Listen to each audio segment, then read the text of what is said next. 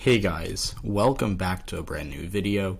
In today's video, we're going to be taking a look at the Race to the White House 2022 forecast for the Senate, the House, and the gubernatorial elections this year. And so this will be, I think, the first of my forecast reviews. If you were an OG of this channel, you watched this channel back in summer, fall 2020, you remember that we did forecast reviews. I did Politico, 538, Lean Toss Up. There were two more. I think Our Progress, The Economist, etc. Anyways, so the reason we're looking at this one first is because saying it's the most interesting. It's the most unique from what I've seen. And again, I get these comments every time I do a forecast. I learned my lesson in 2020 where I think I remember I showed a forecast that had Biden at 413 electoral votes, which I said like many times, like this isn't going to happen, guys. Someone took a screenshot of the video, posted on Twitter, and was like, oh my god, he thinks Biden's getting 413 electoral votes. What a delusional clown. And I was like, dude, can you please read the title of the video before you, accuse this of being my prediction? And, I'll get comments where it's like, you crazy, some people think I'm biased towards Republicans, I think I'm biased towards the Democrats, but it'll be like, you crazy liberal, you think that the Democrats are going to have 63,000 seats in the Senate because you showed this forecast. I'm like, dude, can you just read the title or listen to the first 7 seconds of the video or say, this is not my prediction, this is a forecast that I'm analyzing? Just please don't do that. If you do that, you're annoying. Just please don't do that. But yeah, if you got to this far in this video, you probably don't leave really stupid comments on my videos. But yeah, so we're just going to watch look at this forecast and see what we have here. And so we're looking at this Senate forecast, and they also have a House and Governor forecast, but I think we'll do the Senate first. And so yeah, it talks a little bit. It explains that it simulates the election 50,000 times. They talk about the most competitive races: Arizona, Georgia, Ohio, Nevada, North Carolina, Pennsylvania, Wisconsin. And yeah, so let's just look at the map. Let's get into it. Actually, first I'll show you the chance of winning a majority. Right now, the Democrats narrowly favored at 55.66% chance. GOP just at 44.34%. So it's essentially a toss-up, really a coin flip. And if you look at the trend line, they've had it going back and forth for quite some time. But they've had the Democrats' favor for most of this. And I think their peak right here was, if you go back to March 2021 where they launched it, Democrats had the peak was actually right here. The Democrats were at 58.3% October 20th of last year. And it's been, November, December was a pretty bad month for Democrats because November is the only month where I think the GOP were actually favored on this forecast and for a bit of December. But the Democrats rebounded after the start of February, and I think once Russia invaded Ukraine, it kind of collapsed. But you can just kind of see what happens here. And then it shot up in the middle of April for whatever reason, and been climbing ever since. It climbed on June 5th, and it's been going down for the past week, but it doesn't really matter because the Democrats are still favored as of right now in this forecast. So, I think we can just look at the map now, and yeah, here it is. So, this is quite interesting. They do safe by percent chance of victory, which I do not do. So, safe is essentially just, same 95% chance of victory. Lean would be, pretty favored, but, still a chance for an upset. Toss would be a less than 65% chance. Oh, and they've likely been, so likely is 85 to 89% chance, so essentially guaranteed but not fully safe. Then tilt would be, favored but still could be either way, and then toss-up would be, within 65% chance of victory. So, yeah. So as you can see right here, they have the Democrats outright favored in 2 toss-up states. They're states I call toss-ups, which are Nevada and Arizona. They have Nevada's tilt D and Arizona's lean D, which is interesting because I think Nevada will vote not significantly, but I think it'll vote considerably to the left of Arizona. So here they have the Democrats winning Nevada by 5, winning Arizona by 7, which is, a 7 point for the Democrats in Arizona would be a really big victory. And I'd be genuinely surprised if that happens, but they clearly think that Mark Kelly is favored here. They gave him a 76% chance of winning. They also have, interestingly enough, they have New Hampshire as tilt D, but they have the margin being the same, which is kind of weird. It's because the chance there is 73% chances in Arizona at 76%. But, they have Hassan favored. And interestingly enough, I don't know why, but they have... Oh, never mind. I think it's just a rounding error. But I was going to say 73 and 20 don't actually add up to 100, but I think it's just a rounding error on their part. But it doesn't really matter. So New Hampshire, Nevada, and Arizona, all Democrat outright favored. they have the GOP outright favorite in Wisconsin. They have them winning it by 11, which is even I don't think the GOP are going to win Wisconsin by 11. And I'm pretty optimistic on most on the GOP's chances this November. And I certainly couldn't see an environment where the GOP wins Wisconsin by 11 and wins Arizona or loses Arizona by 7. I think what we're going to see is the GOP is going to win Arizona by about 6% less than they do Wisconsin, or 5% less, somewhere in that ballpark. I don't see Arizona being 18% different from Wisconsin. That would genuinely surprise me, especially because in 2020, Wisconsin actually voted to the left of Arizona, albeit by only about 0.5%. And so while I agree that Arizona is going to be more Democratic than Wisconsin this year, I would be surprised if it's by that drastic of a difference. And yeah, Ohio, they've got, this is interesting, they only have JD Vance winning Ohio by 3.4%, which I would be, like, if JD Vance only wins Ohio, okay, if JD Vance wins Ohio by under 7%, I think the Democrats are going to be favored to win the Senate. And that's why I don't think it happens. I think he wins by 9 or 10. But if you win, like if he wins by less than 7, the Democrats, I think, would be at about 50 or 51 seats, depending on how Pennsylvania goes. But they have Vance only winning by 3%, which would indicate a national environment about, 4.5% bluer than 2020, which obviously is not going to happen. Like, I want to see the national partisanship for this, because this is a pretty wacky prediction, to be honest with you, and that's why, I previewed this a little bit, but it's getting, the more you look, the more you kind of cringe at it, because it doesn't really make that much sense. Because you wouldn't, like I said, the Arizona-Wisconsin prediction makes no sense. And the fact that they have Ohio only voting for the Republicans by 3% while they have Wisconsin voting for the Republicans by 11% makes no sense to me. Like, I get that Mandela Barnes is a worse candidate for the Democrats than Tim Ryan. I think I could even, I don't think it's going to happen, but I could see a scenario in which the Democrats do better in Ohio than they do in Wisconsin. Again, not likely to happen, but it could happen. But I don't see there being like an 8% decrease in Democratic support from Wisconsin to Ohio, or in Republican support from Wisconsin to Ohio. That would be really surprising to me. But yeah, I mean, what I'd like to more see is the county map for this, because to me that doesn't, you can't click on it, but to me, I want to see how they're getting this margin, because, like, the forecast this reminds me of from 2020 is, I think lean toss-up made a bit more sense than this in 2020. I wasn't a big fan of lean toss-up in 2020, but it made a bit more sense than this. But, the lean toss-up really let you show that, like, lean toss-up was cool to look at, because they showed you the counties, and they said, this is how we're getting these numbers, whereas this forecast, you can't, like, see, like, how they're, like, what are they getting for the GOP to only be winning Ohio by 3.4%? But yeah, I think that's enough talk about Ohio. Democrats at 25% chance of victory, losing it by 3.4, which is very generous to them. North Carolina, the Republicans winning it by 8, Democrats at 21% chance of victory, which is really weird, because generally, the Democrats only have a 2% chance, or the Democrats have a 2% better chance of winning Ohio than North Carolina, but it's a 4% or almost a 5% decrease in support. So, maybe they have a 1 in 4 chance of winning Ohio, and they're losing it by 3, but they have a 1 in 4 chance of winning North Carolina, but they're losing it by 8. So that decrease in support to me doesn't make a ton of sense, but I'm not fully sure, to be honest, what they're, because some of these, the prediction of R plus 8 in North Carolina isn't too bad. I think it's a little generous to Republicans, but it's not awful. I wouldn't be like, oh, that's terrible, right? But I don't know how they can say that having having a little more than a 1 in 5 chance of winning this race gives you a loss of 8%. Like, a 20% chance of winning correlates to maybe losing by 5 or 6%, not 8%. So, anyways, I digress.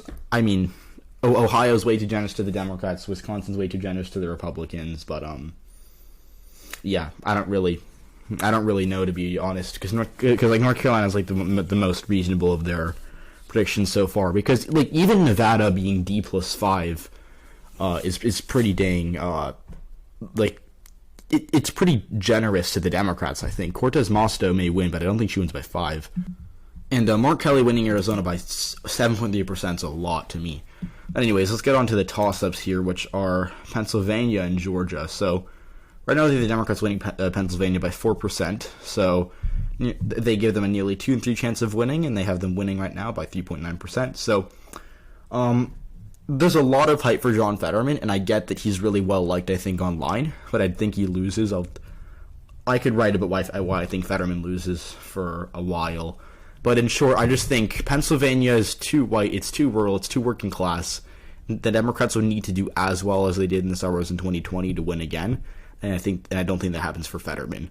So the argument for Fetterman, I think, is flawed because the people who think Fetterman's going to win think he's going to get back a lot of the Trump voters. I'm saying that I think they're gone for the Democrats no matter how good of a campaign Fetterman runs. That's why I think his candidacy is doomed, because it's built on false assumptions.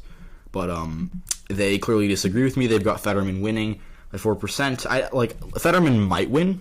I don't think he will. But if he wins, I think it's a squeaker. I think he wins by under a point. A 4% win would be correlated to a D plus 5 or 6 environment, or maybe even more than that. And it would really be, it would be quite the year for the Democrats if that were to happen, because if Democrats winning Pennsylvania by 4, I think they're winning Georgia, Nevada, Arizona by a lot more, which obviously they have the Democrats doing. But the Democrats aren't, like I said with Arizona and Wisconsin. I'll bring up Wisconsin again because it just makes no sense. If the Democrats are winning Pennsylvania by 4, they're losing Wisconsin by less. They're losing Wisconsin by 2 or 3, not 11%. Unless this website just hates Mandela Barnes for some reason, I don't think that's I don't think blue Pennsylvania, but Wisconsin being R plus 11 happened on the same night. I just really don't. So, yeah, Pennsylvania, that's surprising to me. But again, Fetterman winning wouldn't be crazy, but I don't think he wins by 4. Georgia, this is, I think, the closest. Yeah, this is the closest race they have between Walker and Warnock, and they have it going to the Democrats. They have Warnock by just 2%, or they've been winning by just 2%. So that's pretty reasonable. I think this race is literally dead even right now. I'd say if you made me make a bet, which I would never do because betting on this race just seems too hard. If you made me make a bet, I would say Warnock wins it by a Biden type amount. I think he wins it by literally just 0.2 or 0.3%. But again, I have no confidence in that prediction. Right now it's a pure toss up, and I want to get more polls before I make an actual prediction here. But yeah, Warnock winning by 2 I think would be a little generous, but it's still only 2-point win, still pretty close. So yeah, I think I think a 2-point win for Warnock is one of the less outlandish claims I've seen from this website. So yeah, let's go to Utah now. They have a few weird states that are likely when they should be safe. Utah should be safe Republican. They give McMullen a 13% chance of winning. McMullen will do better than the average Democrat, but he's not going to win. Missouri, I don't know who they have. Missouri might be likely Republican. They have Eric Greitens as the nominee. If not, it's safe. In Washington, I think this is feasible. I think a D plus 12 to 13 victory in Washington's fine. And then Illinois, for tradition, they had the Democrats winning Illinois by 17, but it's likely. That doesn't really make any sense to me, but whatever, it's fine.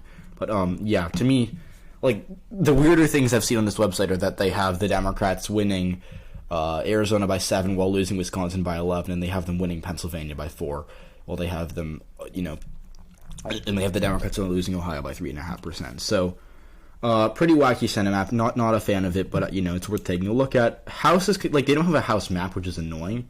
But they do have they do have this updated forecast. Anyways, so they have a table here where they show the closest races, and what I'm noticing here is that all the closest races are they're all narrowly going for the Democrats. They have the Democrats winning, which this is a stretch. I don't think that Tom Keene loses his race. I think he wins it by 5 or 6. They have Michelle Steele losing. They have David Valadao losing. Salas might beat Valadao, actually. They have Golden losing, they have Golden winning, which I don't think happens. They have Axne winning somehow, which I think Axne's pretty much done. They have Susan Wild somehow winning, which to me doesn't make any sense. But they have the Democrats losing Colorado 8. Colorado 8 is, I think, the first 3 seats where I think the Democrats are favored. They might, California 22 is really close, but Colorado 8, I think they might be favored here. They have Pappas winning. They have Zimmerman beating That's interesting. I don't think they win in any Long Island districts. They have the GOP winning Oregon That's interesting. They have the GOP winning Oregon's 4th district, but okay, well, that's a seat that I think I have is likely Democratic, but they have the GOP winning it for some reason. They have the Democrats winning the 17th district. They have the Democrats winning Virginia 2nd, which is really weird to me because that's a lean Republican seat. They have Cabot winning Ohio. Like, this doesn't make any sense to me because they have like lean Republican seats going to the Democrats, but then they have a seat that's a toss-up that is probably tilting Democrat, like Ohio 1, which is just Cincinnati, where Cabot's probably losing. They have the Democrats losing that race. Like, this is a really weird prediction. What else do we have? Oh, yeah, they have McLeod Skinner. What? They have Oregon's 5th district is the most Republican competitive district in Oregon, obviously, aside from the safe one that they have in the rural part of the state. But Oregon 5th is competitive. And they have Jamie McLeod Skinner winning it, but they have them losing the 4th district. Like, that doesn't make any sense to me, because, like, it's like it sounds nitpicky, but in 2020, Biden wouldn't have won Texas while losing Michigan. That would have made no sense. If Biden was winning Texas, he'd be winning Michigan by a lot more, because that wouldn't happen on the same night. Like, things are correlated. You don't win a swing state by a lot. Like, you don't win a lean, likely Republican state while losing a lean Democratic state if you're a Democrat. That's not what happens. You win if you flip a lean seat for the other party. You're probably in a wave, and you're probably winning all your lean safe seats for your party, if that makes sense. I hope I'm articulating that well, but like I would be surprised if the Democrats are losing Virginia 2 and Oregon 4, but winning winning Virginia 2 and winning Oregon 5, but losing Ohio 1 and Oregon 4. Like, that just doesn't make any sense to me. And then they also, like, what I just realized is they have this race where they have Marcy Copter losing by 2.6%, but they have it tilt D, which I don't, like, she's down. I don't know what this is saying. And then they have this as, I don't know what they're predicting here, because they have, the rating would make it seem like the Democrats are favored to win, but they're down in the projection, which I don't know whether they're making, I don't know if they're making, I don't know if they're making these projections and then doing something else, but here they have the Democrats losing this district by 5.6%, but they have it as lean Democrat. So I don't know, I don't really know what's going on here. But this is kind of it's a little chaotic. Like, maybe let's go to what was that? Ohio 9, which is the seat that was contradictory. Let's see what they have in Ohio 9. Let's see what they're actually saying here. Ohio 9 toss up. Okay, so they do have Copter losing. Okay, okay, interesting. So yeah, they do have Copter losing. Let's check out the other district that we saw where, yeah, Illinois 17 was another one. They have. Okay, so they do have. Okay, so I think that these are these numbers that are accurate. Let's see New Jersey 7. Let's see what they are saying in New Jersey 7, because that's a really competitive congressional district right there. NJ7. Where is it? Here it is. Wait, did they not? Wait, did I read it? Oh, it's NJ. Huh? Wait a minute. They don't let me. Okay, whatever. I give up. This is kind of a weird. Like, this site is messing with me for some reason. But, anyways, they do have the GOP favored in the House, which is good, because, like, if they had the Democrats favored, it would be an outright joke. But yeah, they have the Democrats favored, or the Democrats with nearly a 1 in 3 chance of winning the House, which is pretty generous. I'd say it's probably like 1 in 5, if less, probably less than that. But they have some pretty weird predictions seat by seat. Yeah. All right, let's go to the governor forecast. So this is the final forecast. It's probably like the least weird out of all of them. But the interesting thing is they have no state Democratic seats. Like, no, none of them. Not even California. They have the Republicans 7% chance of winning California for some reason. Not even Hawaii. Not even New York. Not even like Massachusetts, which I guess is a flip, but like it should be safe. Anyways, so the weird thing is if they give the Democrats an 85% chance of winning Pennsylvania, well, they only have an 88% chance of winning New York. Like, usually, like, if Democrats have an 85% chance of winning Pennsylvania, they have an 100% chance of winning New York. That wouldn't happen on the same night. Like, New York wouldn't only vote 3% to the left of Pennsylvania. That, to me, makes no sense. But, like, yeah, I agree that Josh Shapiro is favored, but I'd be surprised if it really matters in the end. But anyways, so Oregon, they give the Democrats they only have the Democrats winning Oregon by 3, which is weird because I think the Oregon Democrats win it by like 6 or 7. And then they have the Democrats winning Nevada by 2. They have them winning. Okay, they have it's Arizona's a toss-up. They have the GOP narrowly winning. New Mexico's a toss-up. They have the Democrats narrowly winning. Colorado's lean Democrat polls by 8. Pretty rational. I think these are all rational except for Oregon.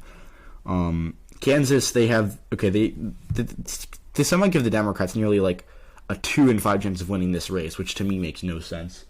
I think it's more like 1 in 10, if that. But Kelly's done. She's not going to only lose by 3. Texas, Beto doesn't have 50% of winning Texas. That makes no sense. Florida, they give the Democrats a 19% chance of winning. That to me doesn't make any sense either. I think DeSantis wins by like this amount, but like losing by 8 doesn't give you a 20% chance of winning. It gives you like a 10% chance of winning, if that. But yeah, and then they have Ohio and Iowa is safe, but like I don't know why they have Iowa and Ohio is safe, but South Dakota and Nebraska is likely. That doesn't make any like Ohio and Iowa are more like none of these states are competitive, but Ohio and Iowa are more competitive than Nebraska and Iowa, or than Nebraska and South Dakota. I can't talk. Minnesota tilt Democratic. I don't know. I mean I think that's kind of why would they have Minnesota voting, so they have Minnesota only voting Democratic by 3%, while they have the Democrats within range of flipping Texas and Florida. That doesn't, and Kansas too, like that doesn't make any sense to me. Michigan, they have the Democrats 3 and 4 chance. Okay, like, it's probably a little generous to the Democrats in Michigan, but like I don't know, it's not awful. It's like the least crazy these predictions I've seen. Georgia, they give the GOP. Okay, thank God, because I was going to say like if you still have the Democrats favored to win Georgia governor, like you're either stuck in 2021, or you're like thinking Abrams is like a an electoral god, which he's probably not. But yeah, Georgia's going to vote red by like 4 or 5% this year. But, okay, I'm glad they got that one. Okay, then the last toss that they have is Maine, where they give the Democrats a 58% chance of winning, and they have them winning it by 2. Not awful. I think they win it by like 3 or 4, but like I'm not going to nitpick like a 1 or 2% disagreement. But yeah, Connecticut, they have the Democrats winning by 8. They have the Democrats winning Rhode Island by 18, or no, by 12. Okay, that makes more sense. And then they have the Democrats winning Illinois by 14. They have them winning Colorado by 8. And they have the GOP winning Alaska by 12.6%. So, to me, like, having South Dakota and Nebraska likely makes no sense. I don't know why Texas and Florida are lean when they should be likely or safe. Oregon's kind of weird that it would be that close while they're, like, winning Pennsylvania by 9, but only winning Oregon by 3. But yeah, so I think that's it for this. Did they write up on this? This is interesting. Oh, they do a write up. Okay, I'm just tinkering with this kind of, but I want them to show me the. Okay, here we go. They have rink. Oh, okay, that's why. But anyways, I thought they had. I thought they gave me a county map, but they aren't. Okay, anyways, yeah. So I think that is it for this video. Again, pretty unique forecast, pretty out there. I think they'll be wrong in November, but if they're right, I mean, I guess kudos to them because it's a pretty unique forecast. But yeah, this is my first forecast review I've done in a while. I kind of messed around this video. I didn't really script it that much. I just kind of was like, just gonna see where this goes. But yeah, I hope you enjoyed. If you did, leave a like, subscribe to the channel if you haven't already, and I'll see you all in the next video.